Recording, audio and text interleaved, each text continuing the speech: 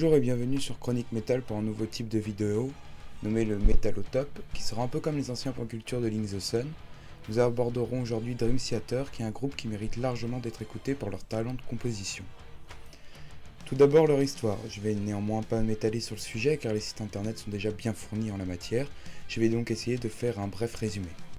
Dream Theater est un groupe de métal progressif américain créé en 1985 par le guitariste John Petrucci, le batteur Mike Portnoy, et enfin leur ami commun, le bassiste John Mayall.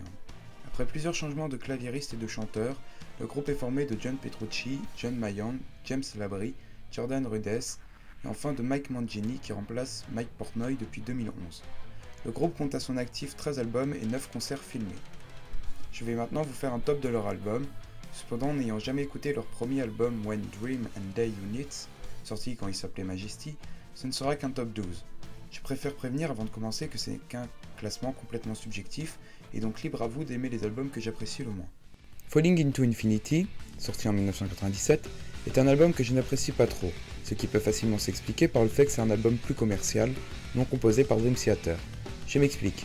Pour cet album, Elektra Records souhaite que Dream Theater fasse un album qui puisse passer à la radio, suite au bon accueil des précédents, Awake et Images and Words.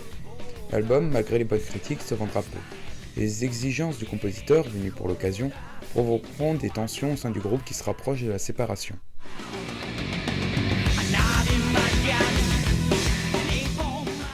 The Change of Seasons, sorti en 1995, est un EP vraiment progressif avec des morceaux vraiment longs, mais leur longueur fut pour moi le plus grand défaut de ce disque, composé essentiellement de medley de morceaux phares, mais qui n'ont jamais su m'éviter l'ennui malgré leur contenu plus qu'attrayant.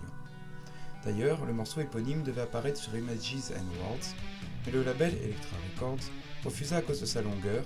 Justement, le voilà donc avec un disque juste pour lui.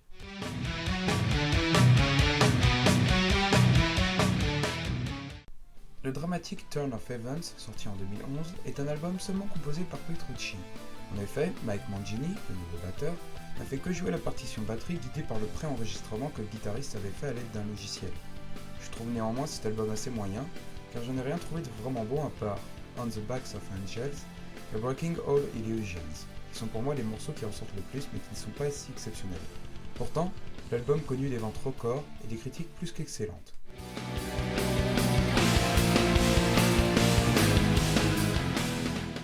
Black Clouds and Silver Linings, sorti en 2009, est un double album que je trouve un peu long.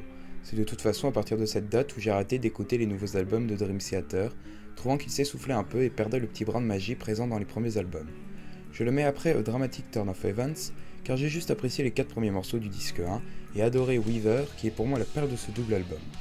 À la fin de cette année, le groupe se retrouvera même 4 jours en studio pour enregistrer un morceau instrumental, Raw Dog, pour les besoins du jeu God of War 3. Durant l'été 2010, Dream Theater effectuera même une tournée en première partie d'Iron Maiden, un groupe qui a une grande influence sur eux. Après cette tournée, Mike Portnoy partira lui-même en tournée avec le groupe Avenged Sevenfold à cause du décès brutal du batteur Jimmy Sullivan. Une période plus que fournie pour le groupe donc.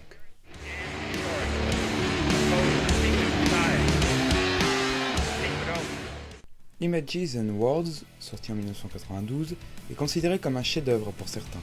Je le trouve personnellement assez moyen, malgré leurs 1,5 million de ventes et le fait qu'il soit disque d'or aux Pays-Bas et aux États-Unis. Soit c'est le premier album de Dream Theater qui se vend vraiment, c'est peut-être le lancement de leur carrière, mais je le trouve lassant à force d'écoute. Anecdote intéressante, le titre Pull Me Under fut rapidement un tube à la radio et le groupe eut l'opportunité de tourner un clip diffusé plus que fréquemment sur la chaîne musicale MTV.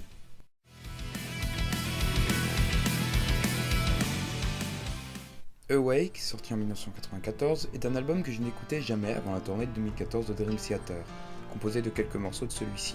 La prestation live m'ayant plu, je me suis alors plongé dans cet album qui est meilleur après chaque écoute.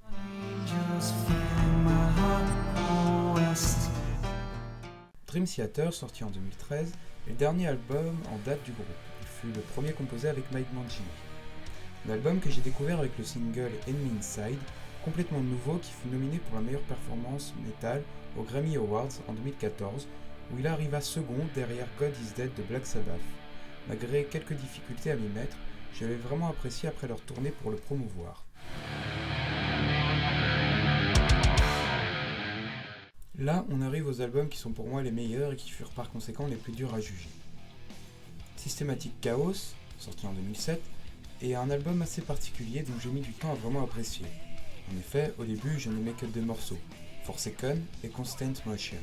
Mais avec le temps, comme pour l'album Dream Theater, l'album prend de la valeur et on commence à apprécier de plus en plus tous les autres morceaux.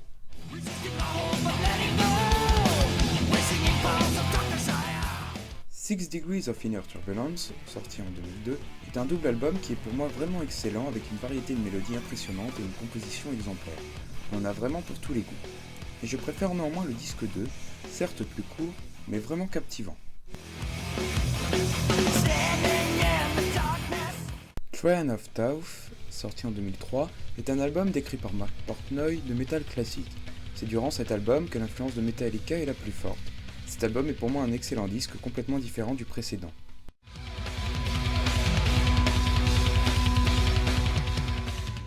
Octavarium, sorti en 2005, est le 8e album de Dream Theater dont le morceau éponyme de 24 minutes est considéré par un chef-d'œuvre par pas mal de fans dont je fais partie. Un album moins agressif que le précédent, mais qui garde néanmoins un côté assez énergique. Metropolis Part 2, Scenes from a Memory, sorti en 1999, est un album magistral pour ma part, classé 3e meilleur album de rock progressif de tous les temps par progreport.com, classé 29e par Rolling Stone Magazine, mais il fut cependant élu meilleur album progressif de tous les temps par ses lecteurs en juillet 2012. Cet album fut écrit après l'échec commercial de Falling into Infinity, le label Elektra Records décidant alors de laisser à Dream Theater une plus grande liberté artistique. Enfin libéré, le groupe écrit la suite du morceau Metropolis Part 1, The Miracle and the Sleeper, paru sur Images and Words, et composa alors cet album concept qui nous conte l'histoire de Nicholas, qui est hanté par des cauchemars l'empêchant de dormir. Il va donc voir un hypnotiseur, ce dernier exerçant sur celui-ci la technique de la régression. À travers cet album, on retrouve le voyage du héros à travers sa vie antérieure en 2 actes. Petite anecdote, le live enregistré à New York avait sur sa première pochette les tours jumelles enflammées. Sorti la veille des attentats, il n'y avait alors aucun problème. Mais le 11 septembre, il dut être interdit de vente et retiré du marché, le temps que la pochette soit modifiée.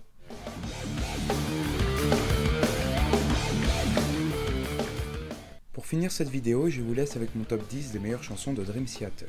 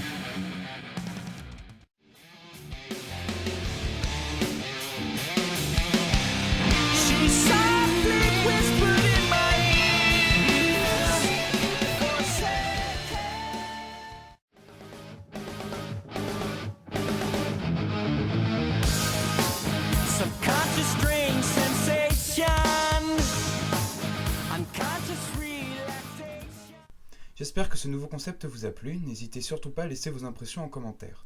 Sur ce, à plus, sur Chronique Metal.